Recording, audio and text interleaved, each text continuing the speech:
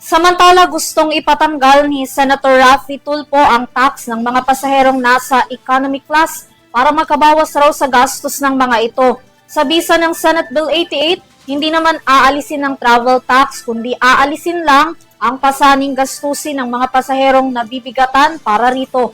Tungayan ng detalye sa aking report. Isinusulong ngayon ni Senate Committee on Public Services Chairperson Senator Raffy Tulfo na tanggalin na ang travel tax na ipinapataw sa mga pasaherong naka-economy class. Sa ilalim ng Senate Bill 88 na muling inihain at ipinanawagan ni Tulfo na agad maipasa, layo nitong i-exempt sa pagbabayad ng tax ang mga ordinaryong Pilipino na bumabiyahe paalis ng bansa.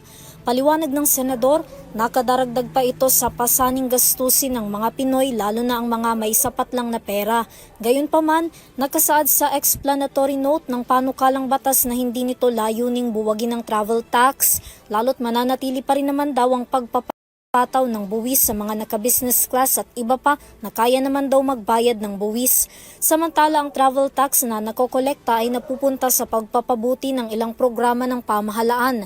50% sa Tourism Infrastructure and Enterprise Zone Authority, 40% sa Commission on Higher Education o CHED, partikular sa pagpaplano ng tourism-related academic programs, at 10% sa National Commission for Culture and the Arts o NCAA. Para sa EuroTV News, Vanessa Cleofas, sumasaludo sa bawat Pilipino.